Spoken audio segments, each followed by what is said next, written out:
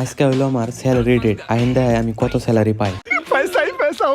Hello বন্ধুরা, সকালের আরম্ভনি করলাম এক কাপ চা দিয়ে। চা খাইয়া এলাম রেস্টুরেন্টে। সকালে ডাইনিং টেবিল গোনা আইলা জেলা থাকে, এজন্য টেবিল গোনা অল্প সেট করে নিলাম। টেবিলটি ঠিক করে কাস্টমার আইবার নিয়ে রেস্টুরেন্টে অল্প বাবা টিল্লুর জাদু করে নিলাম।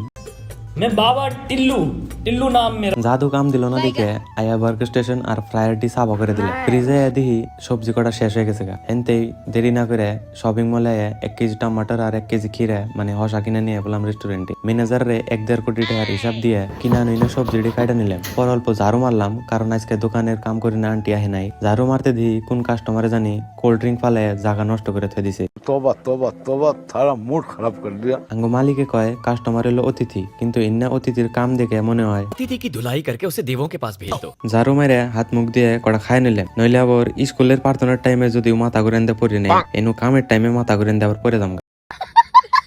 খাওয়া দাওয়া শেষ দেওয়ার লগে লগে সাইল ভাই করলো উইংস পরে গেছে গা।